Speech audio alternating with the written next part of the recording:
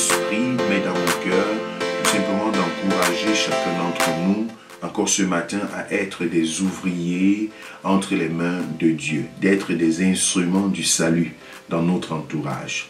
Je voudrais que tu reçoives cela comme étant la pensée de Dieu pour toi. Que tu sois la prolongation de la main du Seigneur dans ton entourage et dans ta vie. Vous savez, c'est très important pour nous de venir devant le Seigneur pour espérer une visitation personnelle, n'est-ce pas, de la part de Dieu. Parce que nous attendons à ce que Dieu opère quelque chose de particulier dans nos vies. C'est ce à quoi le Seigneur nous invite également. Venez à moi, vous tous qui êtes fatigués et chargés, je vous donnerai du repos. Mais vous savez, il y a quelque chose de plus excellent que ça. Lorsque nous venons devant le Seigneur, nous présenter comme étant des instruments disposés à être utilisés par lui pour le salut d'autres personnes, c'est un secret et c'est un mystère qui est rempli de grandes bénédictions et qui ouvre des voies pour nos vies personnelles, qui nous apporte, n'est-ce pas, ce mandat-là de la part de Dieu, et nous voyons des choses extraordinaires se produire dans nos vies. Lorsque tu te présentes comme étant un partenaire entre les mains du Seigneur, lorsque tu te présentes comme étant un instrument dont Dieu peut se servir pour sauver la vie de certaines personnes, lorsque tu te présentes comme étant la lumière du monde, le sel de la terre, tu deviens partenaire avec le Seigneur. Dieu attend de chacun d'entre nous que nous soyons la lumière partout là où nous nous trouvons. Que tu sois la lumière dans ton lieu de service, que tu sois la lumière dans ta maison, que tu sois la lumière dans ton entourage, parmi tes amis, ceux qui sont autour de toi, que tu sois l'instrument par lequel Dieu passe pour bénir quelqu'un. Et surtout pour apporter la plus grande de toutes les bénédictions, le plus grand de tous les miracles. J'ai nommé le salut des âmes. Vous savez, lorsque une personne se répand, lorsqu'une personne se détourne de ses voies, de son péché, de ses mauvaises voies pour se tourner vers Dieu, c'est une fête extraordinaire qui est organisée dans les cieux en l'honneur de cette personne. Donc c'est le seul miracle qui provoque de la festivité au ciel. Nous avons des miracles au milieu de nous qui nous permettent de fêter, qui nous permettent de célébrer. Mais vous savez, pour que la fête soit organisée au ciel, il y a un autre miracle. Le seul, l'unique, c'est lorsque quelqu'un se détourne du monde pour se tourner vers le Seigneur. Lorsque quelqu'un passe de la mort à la vie pour être réconcilié avec Dieu. La fête s'organise au ciel. Nous fêtons pour les guérisons, pour les délivrances, pour les protections, pour beaucoup de choses qui se passent au milieu de nous. Parce que cela nous réjouit le cœur et nous espérons que tout ce que Dieu fait ici au milieu de nous va finir par aboutir à l'objectif, n'est-ce pas, ultime, qu'est le salut d'une âme. Lorsque Dieu accomplit un miracle, c'est pour qu'une âme soit sauvée. Lorsque Dieu ouvre le chemin pour ta vie, c'est pour qu'une âme soit sauvée. Lorsque le Seigneur aplanit ton sentier, c'est pour qu'une âme soit sauvée. Vous savez, nous ne sommes pas sur la terre pour nous réjouir du manger et du boire et de tout le confort et de tout ce que nous pouvons avoir ou ne pas avoir. Nous sommes là parce que nous sommes des pèlerins. Nous sommes là parce que nous sommes des instruments entre les mains de Dieu. Nous sommes là parce que Dieu veut sauver notre voisin. Dieu veut sauver notre voisine. Dieu veut sauver ceux-là qui sont avec nous. Dans ton Jérusalem, dans ta Judée, dans ta Samarie et jusqu'aux extrémités de la terre, Dieu veut faire de toi un instrument pour le salut des âmes.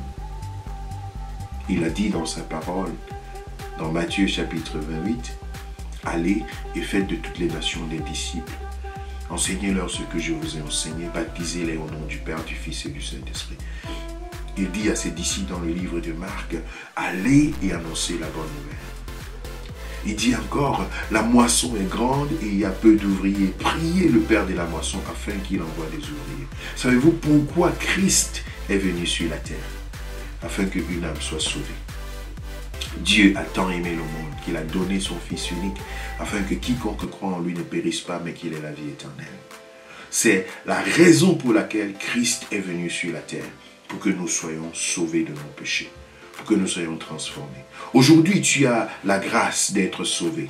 Aujourd'hui, tu as la grâce de connaître le Seigneur Jésus. Aujourd'hui, tu as la grâce d'ouvrir ton cœur. N'hésite pas de le faire. Si au fond de toi, tu n'as pas encore ouvert la porte de ton cœur au Seigneur Jésus, reçois cette invitation, reçois ce rappel, reçois ce son de cloche qui sonne encore au plus profond de toi-même pour te dire, mon fils, ma fille, viens à moi. j'ai quelque chose d'excellent pour toi. Quelque chose pour laquelle j'ai mis tout le monde entier sans ce dessus-dessous, afin que tu sois sauvé. Vous savez, c'est pour toi, c'est pour moi, que Christ s'est fait chair pour venir souffrir sous Ponce Pilate et mourir sur la croix du calvaire, afin que toi et moi nous soyons sauvés. Il ne faut jamais oublier cela, il ne faut jamais détourner ses regards de la croix sur le mont Golgotha, là où Christ a souffert, là où il a payé un prix extraordinaire pour que tu sois sauvé. Christ en nous, l'espérance de la gloire. Lorsque tu sais que tu as Christ en toi, alors peu importe ce qui peut te manquer, prends tout, mais laisse-moi Jésus. Prends tout, mais laisse-moi Jésus. Parce qu'il m'a donné ce que le monde ne peut me donner. Il m'a donné ce que mes parents, ce que mes frères, ce que mes soeurs, ma femme, mon mari, toute autre personne autour de moi n'aurait pu me donner. Ça, c'est ce que tu devrais pouvoir comprendre. Ce que Christ est venu accomplir pour toi sur cette terre, personne d'autre n'aurait pu l'accomplir. Personne d'autre. Le salut, même ton pasteur, ton prophète ou qui que ce soit, n'aurait pu payer le salut pour toi. Parce que seul, par l'effusion du sang de Jésus, nous sommes pardonnés de nos péchés. Et ainsi, nous avons la possibilité de nous réconcilier avec Dieu. Si tu n'as pas encore accepté ce message, je t'invite à faire le pas. Je le dis, ça peut être surprenant pour beaucoup de personnes, mais nous pouvons être dans la maison de Dieu sans avoir compris certaines choses qui sont fondamentales. Nous ne sommes pas là parce qu'on nous a juste tenus par la main, non. Tu n'es pas là juste parce que tu es dans une circonstance, dans un environnement où tu dois te tourner vers le Seigneur. Non, tu es là parce que tu dois trouver une expérience personnelle avec le Seigneur. Je le dis parce que c'est un chemin par lequel je suis passé. Ma maman, elle est dans ce meeting, dans ce culte en ligne avec nous en ce moment. Elle m'a amené à l'église en 92, 93. Elle m'a tenu par la main pour m'amener à l'église. Je suis parti parce que ma maman demandait que je parte. Mais ça n'a pas changé ma vie. C'est 3 ans plus tard, lorsque j'ai décidé moi-même d'écouter la voix de Dieu, de me repentir, que la transformation a été la mienne. Elle m'a mené à l'église pour que Dieu me guérisse, pour que Dieu me libère. Mais elle s'est rendue compte quelques années plus tard que la maladie n'était pas partie. Le fardeau pour lequel elle m'a mené à l'église était encore là. Pourquoi? Parce qu'il fallait que je fasse une rencontre personnelle avec Dieu. J'étais à l'église, je jouais avec les autres enfants, j'écoutais la parole de Dieu, je dansais, je chantais, je vivais même dans la maison de mon pasteur. J'étais dans tout ce qui était là. Je ne m'y opposais pas, j'étais content d'être là. Mais il y avait quelque chose que je n'avais pas encore compris. Qu'il fallait que j'ouvre personnellement la porte de mon cœur à Jésus. Que je dise, Seigneur, c'est pas pour faire plaisir à ma maman, c'est pas parce que je suis ici, c'est pas parce que je n'ai pas de choix que je veux être là. Mais Seigneur, j'ai compris finalement, étant dans cette atmosphère, elle m'a donné la grâce de m'amener dans cette atmosphère. Mais finalement, j'ai compris, Seigneur, de quoi il s'agit pour ma propre vie. C'est alors que le déclic s'est fait. Ma rencontre personnelle a été possible avec le Seigneur Jésus, où je me suis mis à genoux pour dire, Seigneur, pardonne-moi mes péchés. J'ai pleuré amèrement devant le Seigneur, étant conscient, n'est-ce pas, de mon égarement, de ce qui se produisait dans ma vie et de mon éloignement de mon Dieu créateur. Et avec cette tristesse au fond de mon cœur, je me suis prosterné devant le Seigneur pour dire, j'ai besoin de toi. Viens pardonner mes péchés. Je veux prendre l'engagement personnel de marcher avec toi. Bien-aimé, une nouvelle ère s'est ouverte dans ma vie. J'étais insaisissable. Et je le demeure. Le Seigneur a ouvert mon chemin pour dire, je voudrais te conduire, te tenir par la main, jour après jour, jusqu'à la fin de tes jours. Il faudrait que tu puisses te rappeler qu'il ne s'agit pas des autres autour de toi, mais il s'agit de toi-même. Il ne s'agit pas des formalités, mais il s'agit de toi. C'est pas à cause de ton mari que tu es là. C'est pas à cause de ta femme que tu es dans le Seigneur. C'est pas à cause de tes parents. C'est pas à cause d'une voiture, d'une guérison, d'une délivrance. Toutes ces choses ne sont que des invitations que Dieu nous donne. Lorsque tu viens à Jésus, pose-toi la question. Est-ce que j'ai une rencontre personnelle avec Dieu? Et lorsque tu réussis par la grâce de Dieu à avoir cette rencontre personnelle avec Dieu, sache une chose, qu'à partir de ce moment, tu es appelé pour des bonnes œuvres. On va aller voir ensemble dans le livre d'Éphésiens. La Bible nous dit, dans le livre d'Éphésiens au chapitre 10, pardon, chapitre 2, j'allais dire, du moment où tu as été transformé, du moment où tu as été visité, du moment où ton cœur s'est tourné vers le Seigneur, il nous dit au verset 10 d'Éphésiens au chapitre 2, « Car nous sommes son ouvrage, ayant été créés en Jésus-Christ pour de bonnes œuvres, que Dieu a préparées d'avance afin que nous les pratiquions. » Nous sommes son ouvrage. Du moment où tu as accepté Christ dans ta vie, où tu as ouvert la porte de ton cœur, où tu as été l'objet de ce miracle le plus précieux, il dit, tu as été créé de cette façon, nouvellement en Christ Jésus. Nous appelons ça la nouvelle naissance. L'occasion d'être sauvé, d'être transformé, d'être régénéré. Tu es transformé par l'œuvre que Christ a accomplie sur la croix. Tu es une nouvelle créature. Les choses anciennes sont passées, toutes choses deviennent nouvelles. Tu entres dans une nouvelle alliance avec ton Créateur.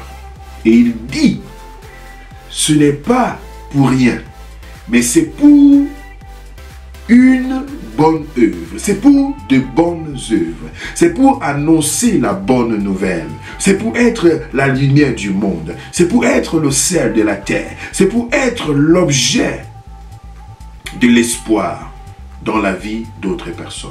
Lorsque tu as connu Jésus, lorsque tu as rencontré ce Seigneur et Sauveur personnel, je voudrais t'inviter à avoir pour priorité absolue dans ta vie que ceux qui sont autour de toi entendent parler de ce Seigneur.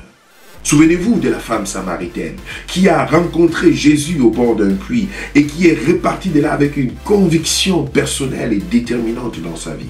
Elle avait un seul témoignage. Elle est partie dans la ville, elle a dit à ces gens, venez rencontrer quelqu'un qui a transformé ma vie. Elle s'est servie de son témoignage pour apporter la bonne nouvelle du salut, pour ramener les gens vers le Christ Jésus. Elle s'est servie de ce qu'elle a vécu au-dedans d'elle, de la paix qu'elle a rencontrée, de l'harmonie, du pardon de ses péchés. Elle s'est servie de cela pour apporter la bonne nouvelle.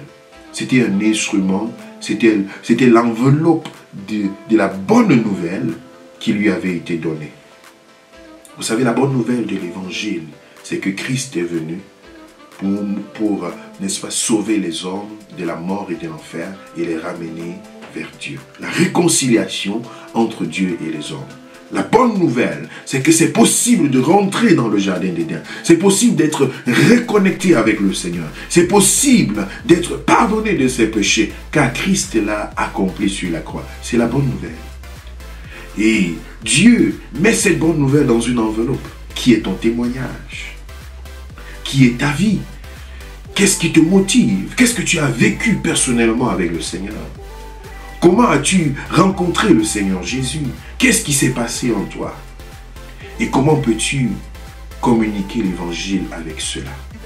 Nous avons été grandement bénis par notre bien-aimée, la servante de Dieu, Sandrine Pecté, n'est-ce pas, dimanche dernier, dans son brillant message intitulé « L'impact du témoignage ».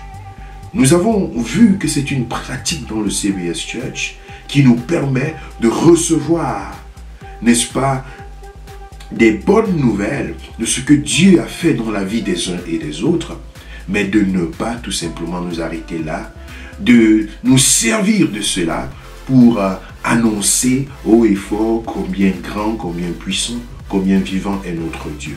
L'objectif en utilisant nos témoignages, en nous servant de nos témoignages pour atteindre des âmes à l'extérieur, c'est le salut des âmes. C'est que des âmes soient sauvées. C'est que des âmes soient transformées. As-tu regardé ton témoignage? As-tu compris ce que Dieu est en train de faire dans ta vie? Que ce n'est pas juste pour toi. Ce n'est pas juste pour que tu puisses les garder quelque part. Il y a ton voisin qui en a besoin. Il y a quelqu'un sur Internet qui en a besoin. Il y a quelqu'un dans ton entourage qui en a besoin. Il y a quelqu'un qui se pose des questions quelque part, mais qui en a besoin. Le témoignage de ta vie. Ce que Christ a accompli dans ta vie. Ce que le Seigneur a accompli à travers ta vie peut être l'objet de la bénédiction de quelqu'un. Nous avons pris plusieurs exemples de plusieurs témoignages qui sont au milieu de nous et qui transforment la vie de plusieurs. Quand nous pouvons dire, Dieu a été fidèle dans mes études et il m'a donné de réussir tous mes examens. Je lui donne la gloire parce que c'est après la prière, après les encadrements et tout ceci que Dieu l'a accompli dans ma vie.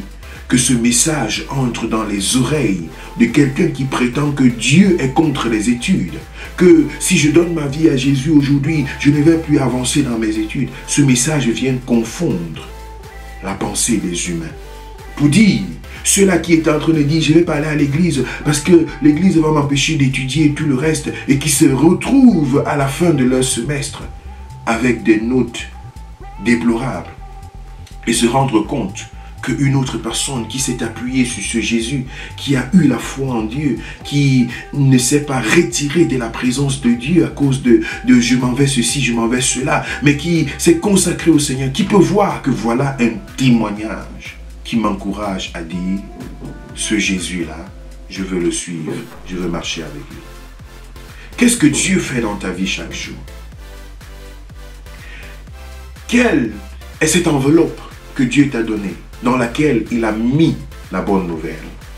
Vous savez, l'apôtre Paul était quelqu'un qui utilisait son témoignage pour annoncer la bonne nouvelle dans son entourage. J'en parlais avec, n'est-ce pas, les étudiants de l'Académie biblique deuxième promotion ce week-end, dans leur formation au sujet de l'évangélisation, et je leur présentais le témoignage de Paul qu'il pouvait présenter à tous ceux-là qui s'opposaient à lui, qui voulaient le juger, ou encore où il sentait que ces gens ont besoin d'entendre parler du Seigneur. Dans Actes des Apôtres au chapitre 22, du verset 1er au verset 13, ou bien au verset 21, vous pourrez voir le témoignage de l'apôtre Paul. Actes chapitre 22, du verset 1 au verset 21, je ne vais pas le lire, mais je voudrais vous présenter ici quelques passages bibliques. Hommes, frères, pères, écoutez ce que j'ai maintenant à vous dire pour ma défense. Donc l'apôtre Paul vient présenter ici son témoignage. Et à partir du verset 3, il dit, je suis juif né de Tars en Cilicie, mais j'ai été élevé dans cette ville-ci et instruit au pied de Gamaliel, dans la connaissance exacte de la loi de nos pères, étant plein de zèle pour Dieu, comme vous l'êtes tous aujourd'hui. L'apôtre Paul commence par situer sa vie. Il veut présenter son témoignage. Il commence par présenter aux gens qui il est. Comment les choses se sont passées. C'est moi, c'est une personne, ce n'est pas un robot, ce n'est pas une invention. Je suis là et c'est vérifiable. Et après, il présente comment sa vie s'était passée. C'est même d'ailleurs le plus important dans la première phase. Présenter le passé. Qu'est-ce qui était avant? Il dit au verset 4, « J'ai persécuté à mort cette doctrine, liant et mettant en prison hommes et femmes. Le souverain sacrificateur et tout le collège des anciens m'en sont témoins. J'ai même reçu des lettres pour des frères de Damas. » Donc, l'apôtre Paul présente ici comment il était un traumatisme pour les chrétiens. Il était un instrument, n'est-ce pas, de terreur. Il participait au meurtre des chrétiens, en l'occurrence de celui d'Étienne, en gardant les vêtements d'Étienne pendant que les autres étaient en train de le détruire, de le lapider.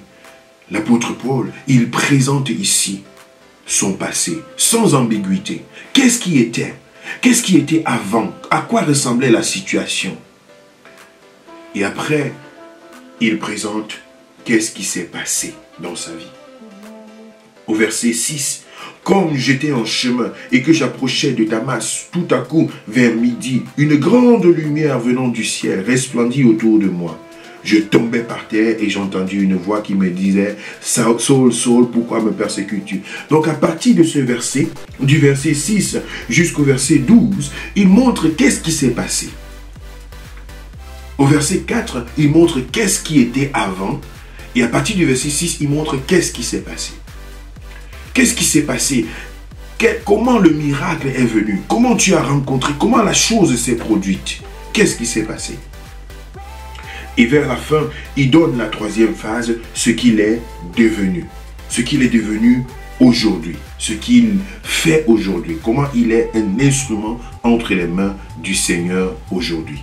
Bien-aimé dans le Seigneur. L'enveloppe que tu reçois pour la communication de l'évangile et de la bonne nouvelle, elle est simple. Tu avais un passé, quelque chose s'est produit et aujourd'hui, la chose est différente. Voilà les trois étapes qui sont importantes et simples dans la communication d'un témoignage et cela se fait le plus brièvement possible. Si vous lisez Actes des Apôtres chapitre 22 du verset 1 au verset 21, vous aurez besoin d'autres 4 minutes, maximum 5 minutes, pour pouvoir finir cette lecture. Et l'apôtre Paul, c'était un littéraire, il pouvait parler devant des hommes. Donc, le témoignage dans sa brièveté devrait contenir ces trois phases. La femme samaritaine, elle va vers les gens en ville, elle dit, vous savez ce que j'étais. Venez voir un homme qui m'a dit tout ce que j'étais. Et ma vie est transformée. Elle va se présenter comme étant une personne nouvelle. Et le message qui est communiqué, c'est que j'étais ceci, voici ce qui s'est passé, et voici maintenant ce qu'il en est devenu. Même lorsque Dieu nous guérit d'une certaine maladie, nous savons comment les choses ont commencé, nous savons qu'est-ce qui s'est passé, et nous savons quel est notre état actuel. Peu importe ce que Dieu a fait dans ta vie, ces trois étapes sont importantes. Et lorsque tu te focalises là-dessus sans entrer dans des détails qui ne t'aident ni à gauche ni à droite, mais que tu peux apporter l'essentiel de ton témoignage, des âmes vont en être bénies, des âmes vont recevoir et percevoir la bonne nouvelle à travers cela. Donc, la bonne nouvelle de l'évangile, c'est que Jésus-Christ est venu pour mourir sur la croix pour nos péchés, afin de pouvoir nous sauver, nous pardonner et nous réconcilier avec Dieu. Nous étions pécheurs, nous étions abandonnés à nos penchants, nous étions errants, chacun dans son domaine. Et Dieu s'est révélé à nous par le biais du Seigneur Jésus-Christ qui a frappé à la porte de notre cœur pour nous donner l'occasion de nous repentir et de devenir aujourd'hui enfants de Dieu. Ça, c'est le schéma général. Mais comment est-ce que cela s'est passé pour toi? C'est ton enveloppe, c'est ton témoignage, c'est ce que tu as vécu, c'est ce que Dieu a apporté dans ta vie de façon spécifique, selon les circonstances de ta vie, de ton éducation, de, n'est-ce pas, l'atmosphère dans laquelle tu as grandi, de ton entourage. C'est pourquoi ton message est particulier. Personne ne peut porter le même message que toi, la même enveloppe que toi. L'intérieur est certainement le même, parce qu'il est universel, c'est la bonne nouvelle. Alors ne prétends pas que tu ne peux pas aider quelqu'un à donner sa vie à Jésus. Chaque fois que tu as rencontré, dès que tu as rencontré Jésus dans ta vie comme Seigneur et Sauveur personnel, dès que tu as compris, n'est-ce pas, que tu dois passer de l'autre bord, c'est un message que tu as reçu. Et toute personne autour de toi que tu rencontres a besoin de cet amour, a besoin de cette bonne nouvelle, a besoin de cet évangile, a besoin d'être sauvé. Il y en a autour de nous qui vont en enfer. Nous devons avoir compassion de ces âmes, parce que ce n'est pas le désir de Dieu et la volonté de Dieu. Le désir et la volonté de Dieu, c'est que des âmes soient sauvées.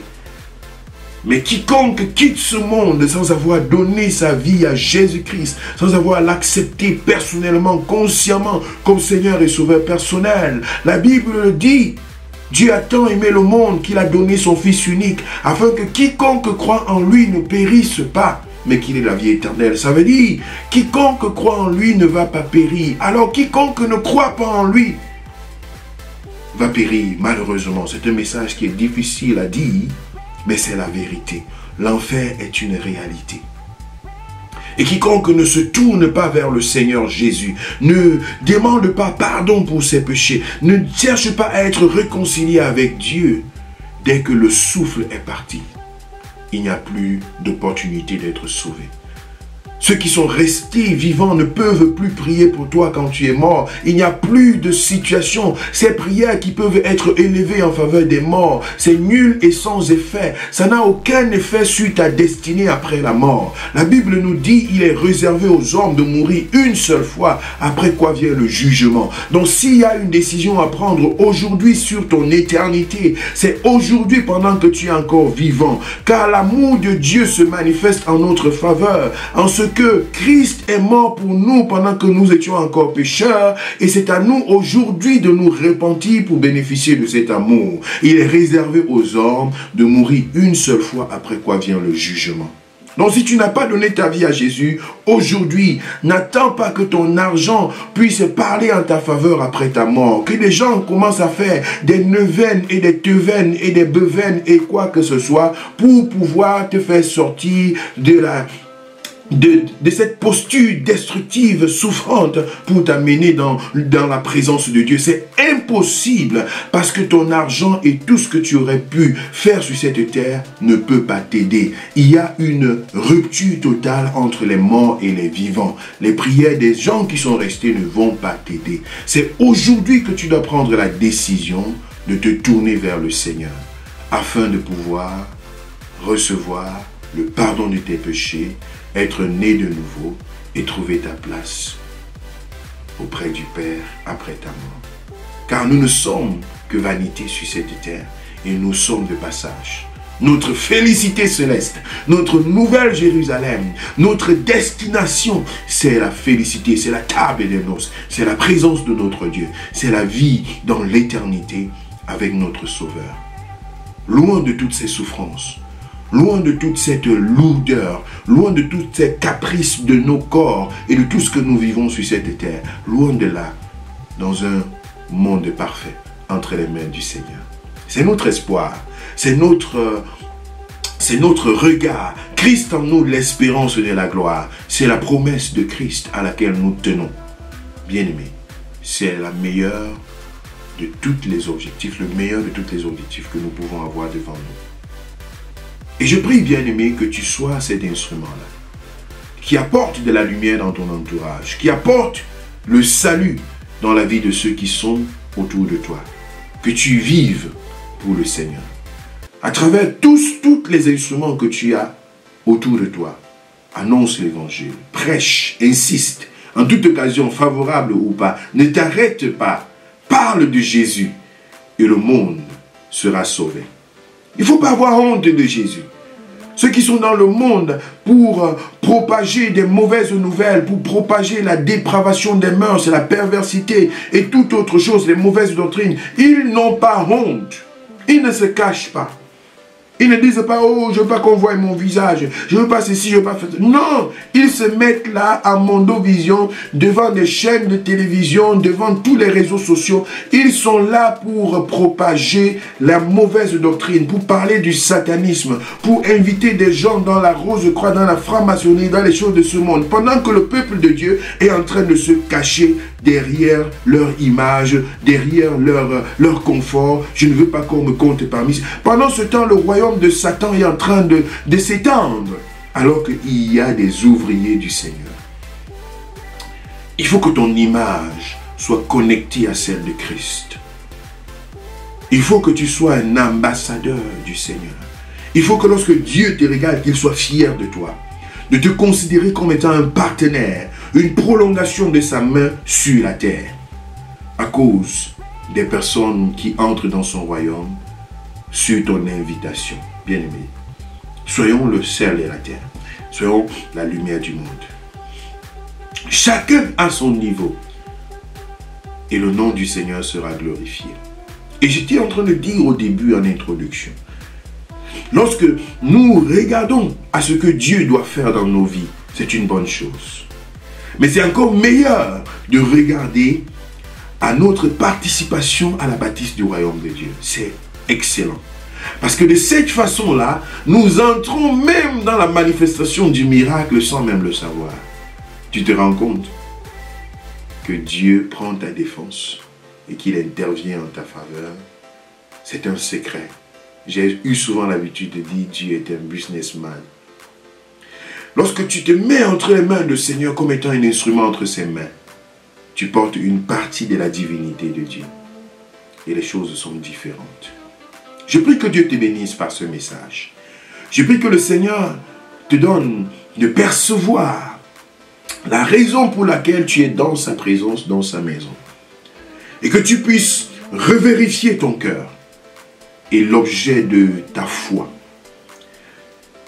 Si tu as cette conviction de Christ Jésus dans ta vie à cause du pardon de tes péchés, d'une relation personnelle avec Dieu, gloire à Dieu. Si tu sens qu'il y a une lacune, un manquement quelque part, fais le pas avec le Seigneur. Interroge-toi et accroche-toi à Dieu. Et du moment où cet évangile a pénétré ton cœur, a pris forme en toi, elle se place dans une enveloppe qui est ton témoignage. Et cela fait quelque chose d'unique. Et à travers ce témoignage, lorsque tu t'élèves pour le mettre à la disposition du monde, tu deviens un instrument entre les mains de Dieu pour aider à bâtir le royaume du Seigneur, à détruire celui du diable. Et par ce moyen-là, la faveur de Dieu se manifeste à ton égard. Tes fardeaux sont déposés devant Dieu d'une autre façon. Et sa grâce se manifeste en ta faveur. Que Dieu te bénisse dans ce message. Que le Saint-Esprit manifeste sa grâce, qu'il ouvre tes yeux et que tu sois cet instrument-là pour la manifestation de sa gloire. Au nom de Jésus de Nazareth, que la joie du salut soit ton partage. Que la joie de la nouvelle naissance soit ton partage. Que la fête organisée au ciel soit en ton honneur et en l'honneur des personnes qui auront entendu parler de cette bonne nouvelle à travers ta vie. Je te bénis au nom de Jésus. Que ce message te conduise, te protège, te conduise, t'oriente et te motive. Que le monde entende parler du Dieu qui t'a sauvé, qui t'a transformé. Seigneur, merci parce que tu agis. Cette parole est esprit et vie. Et elle nous conduit pendant toute cette semaine. Elle dirige nos pas, elle dirige nos cœurs et elle apporte la transformation au milieu de ton peuple. Je te bénis, Seigneur, et je te donne toute la gloire dans le nom de Jésus. Je prie, Père, pour toute personne malade dans le corps, pour toute personne en attente d'un miracle. Seigneur, merci de le manifester maintenant de façon instantanée. De donner cette enveloppe à ton fils, à ta fille, au nom de Jésus de Nazareth. Et qu'un témoignage, Seigneur, puisse être suscité en ce moment pour démontrer ta puissance, ta gloire. Le Dieu de guérison, le Dieu de miracles qui ôte toutes les douleurs, qui ôte toutes les souffrances, qui vivifie le corps, qui sanctifie et qui visite. Manifeste-toi, Seigneur. Merci au nom de Jésus. Je prie que ce miracle serve d'enveloppe pour la propagation de la bonne nouvelle. Que le monde entende parler de toi. Car tu es le Dieu qui fait encore au-delà de ce que nous te demandons. Peuple de Dieu, sois béni dans le nom de Jésus. Amen.